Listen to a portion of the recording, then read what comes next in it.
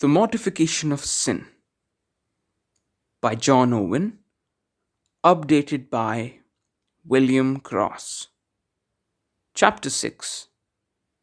Mortification described in its particulars.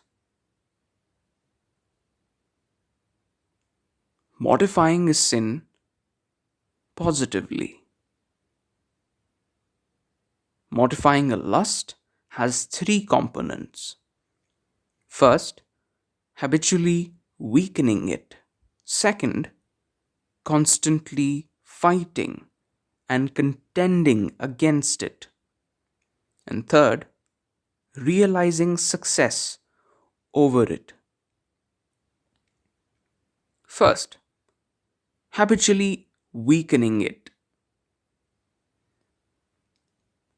Every lust is a depraved habit or attitude that continually inclines the heart toward evil. From that, we have a description of someone who has not truly mortified his lust. Every purpose of the thoughts of his heart is filled with evil from morning to night. Ch.6:5. He is always under the power of a strong inclination to sin. The only reason a natural man does not pursue a particular lust day and night is because he has so many to serve. Each one cries out to be satisfied. Although he pursues his lusts in great variety, in reality he only wants to satisfy self. Let us suppose then that the lust or compulsion is a strong, deep rooted habitual inclination of both will and affections toward some actual sin. The sin itself is irrelevant. No matter what it always stirs up fantasies, thoughts, and schemes about its object.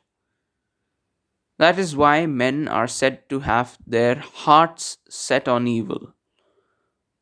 The bent of their spirits lean towards it to make provision for the flesh.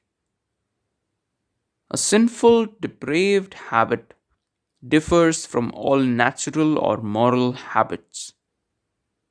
Those incline the soul gently and appropriately to itself, while sinful habits impel with violence and fierceness. That is why lusts are said to fight or wage war against the soul. 1 Peter 2:11. They rebel or rise up with the type of brutality and conflict that would be expected in a war. Romans 7:23 says we are led captive or made captive after sin's success in battle. All of these are works of great violence and fierceness. I could make it blatantly obvious from the description we have in Romans 7 that it darkens the mind, extinguishes our convictions, overthrows reason, blocks the power and influence of whatever hampers it, and consumes them all in flames. But this is not my present focus.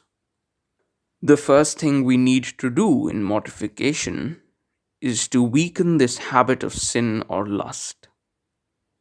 That way, it cannot rise up in us to conceive, agitate, provoke, entice, and disturb us with the same intensity, seriousness, and frequency it normally does. James 1:14 and 15.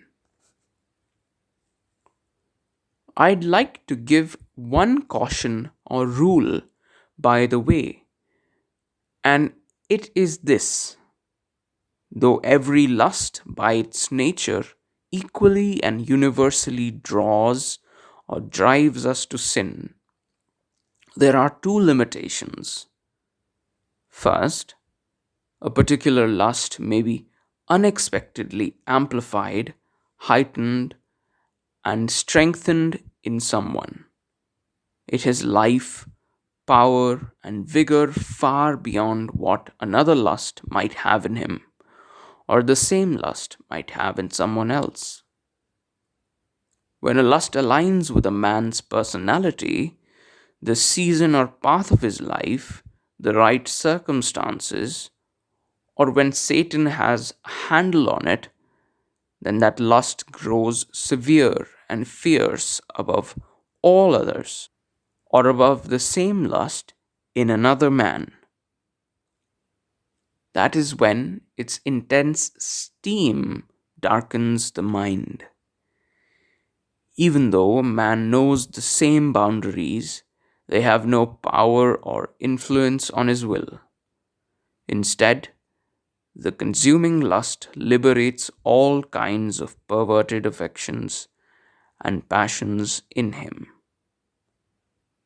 Lust gets its strength especially by temptation.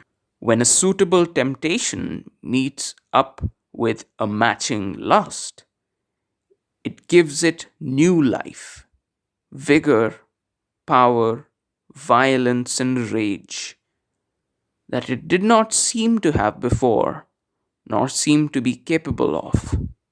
Numerous examples of this might be listed, but that is for another treatise.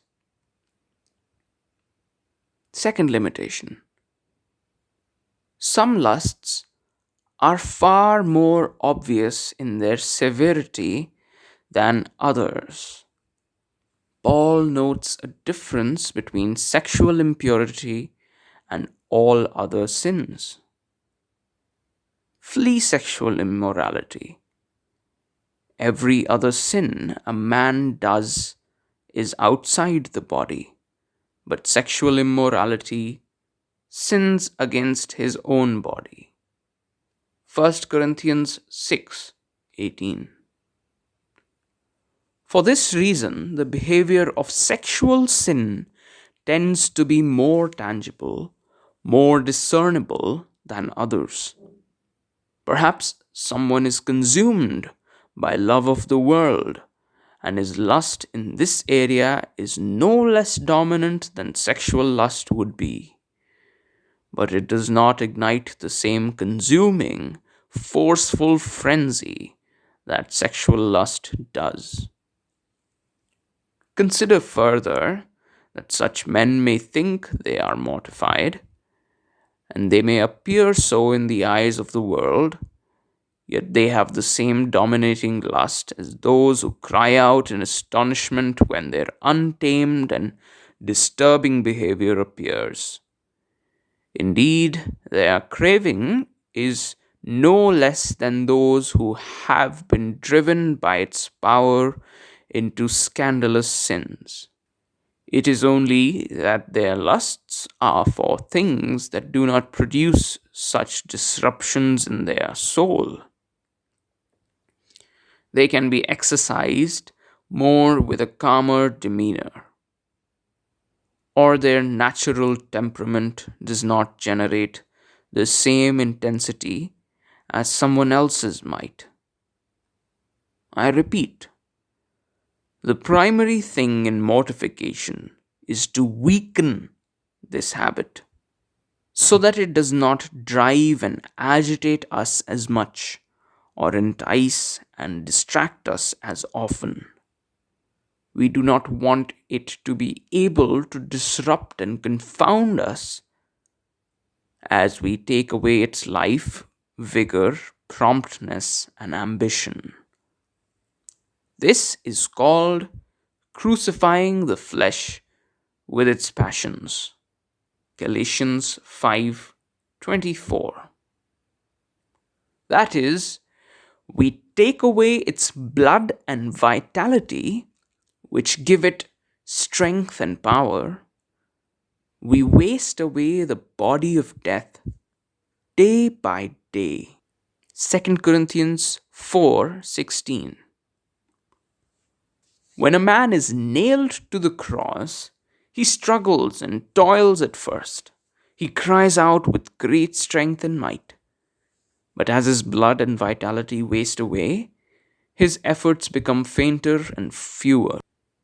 His cries become low and hoarse, scarcely audible.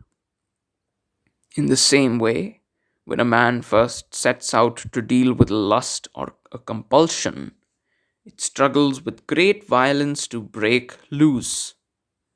It cries with all seriousness and impatience to be satisfied and relieved. But when mortification spills its blood and vitality, it moves more seldom and more faintly.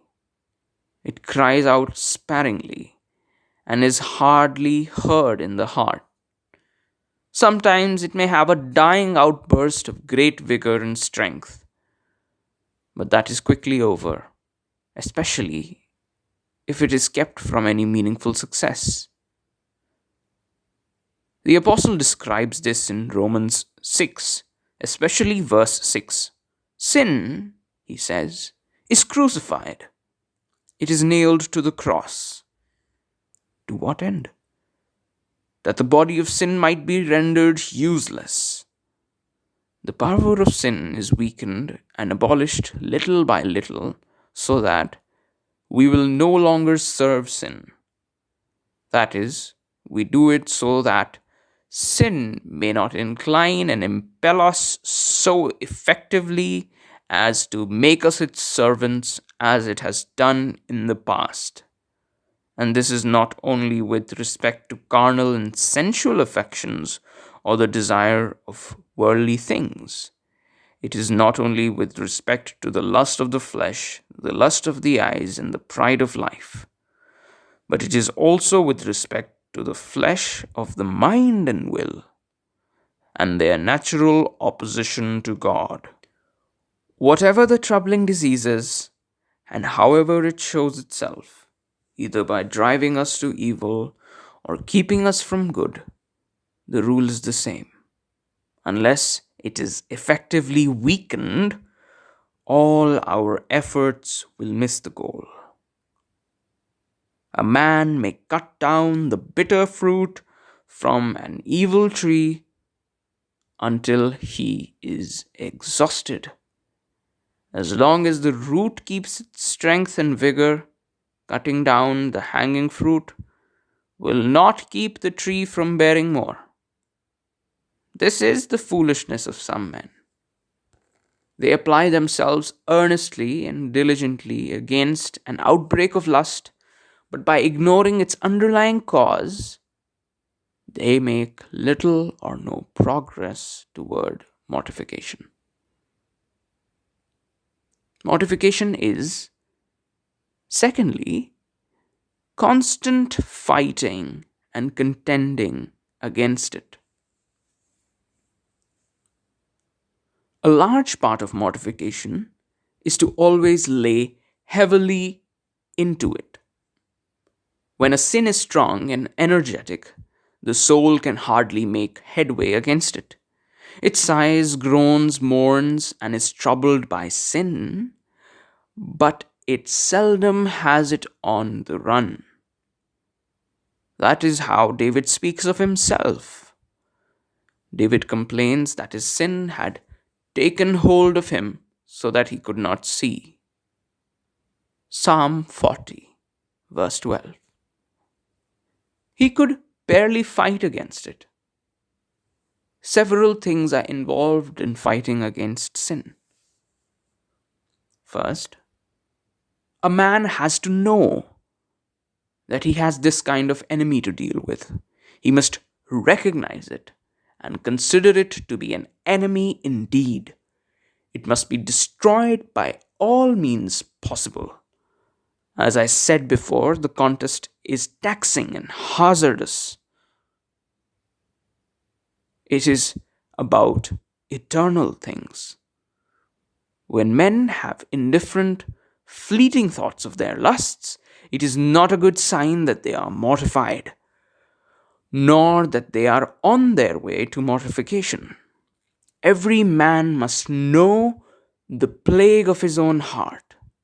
1 Kings 8:38. Without this knowledge, nothing else can be done. It is frightening to think how many have so little knowledge of the main enemy they carry in their hearts. This ignorance makes them ready to justify themselves, to reject reprimands and warnings because they do not know they are in danger. Secondly, to begin this warfare, we need to work at learning the ways, deceits, methods, opportunities, and circumstances of sin's success. That is how men deal with their enemies. They assess their enemy's plan of action, examine their motives, and consider how they have won in the past so that they may prevent their enemy from succeeding again. This is the greatest skill we need to develop. If we take this away, then waging war, through which we've gained our greatest improvements in human wisdom and zeal, would be mindless. This is how those who are successful against lust deal with it. They contemplate it not only when it is actually tormenting, enticing, and seducing them, but in their quieter moments. They consider, this is our enemy. This is his path and his progress to date. These are his advantages. This is how he prevailed before, and this is what he will continue to do if not prevented. So David says, my sin is ever before me. Psalm 51, verse 3.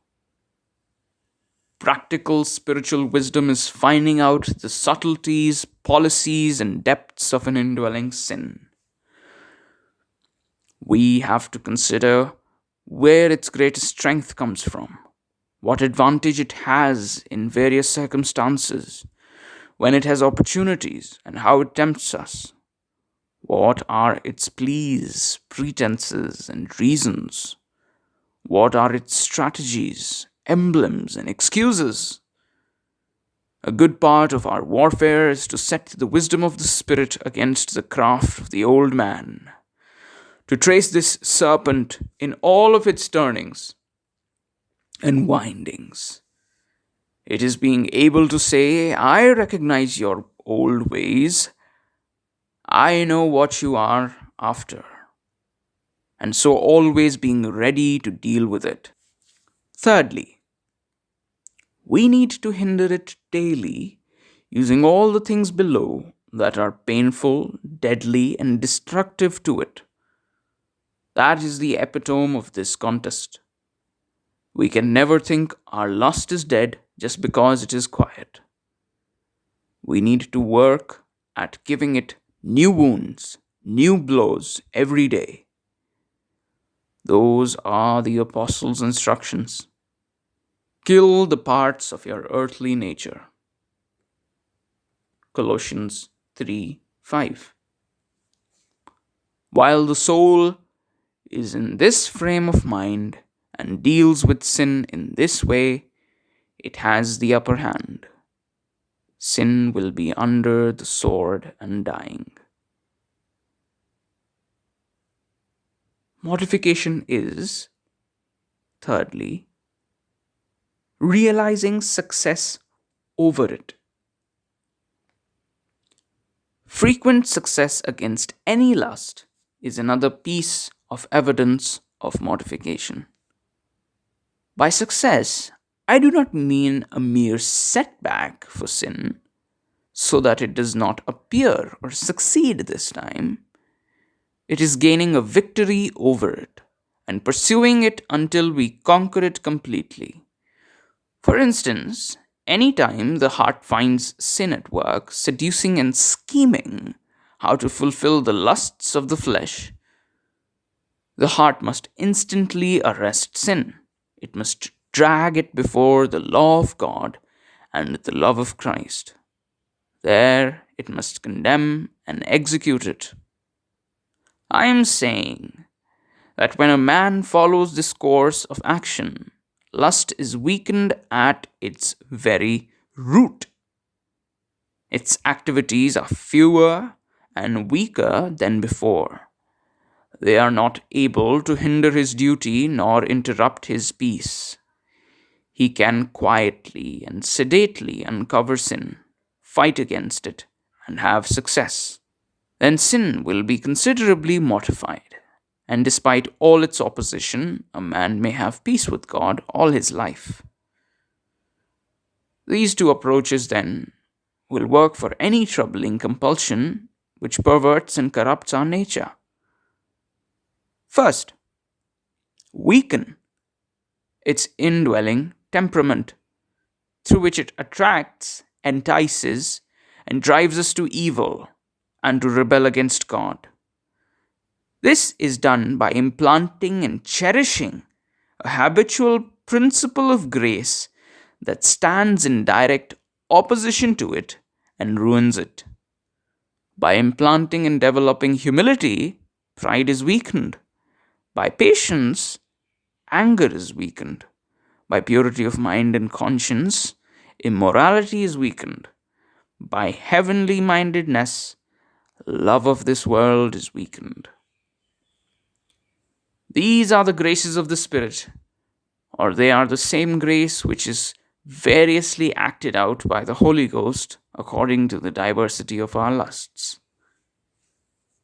Our same natural corruption likewise variously acts itself out according to the opportunities and circumstances it encounters. Secondly, Secondly, we need to promptly, eagerly, and with the power of the Spirit, fight with a battle cry against this lust by all the ways and with all the means and aid that are at our disposal. Success largely depends on these two things. Now, this: if the compulsion does not have an insurmountable advantage from its natural situation, we can expect its complete conquest so that we may never feel its opposition again. We can rise to a level of peace in our conscience that matches the true meaning of the covenant of grace.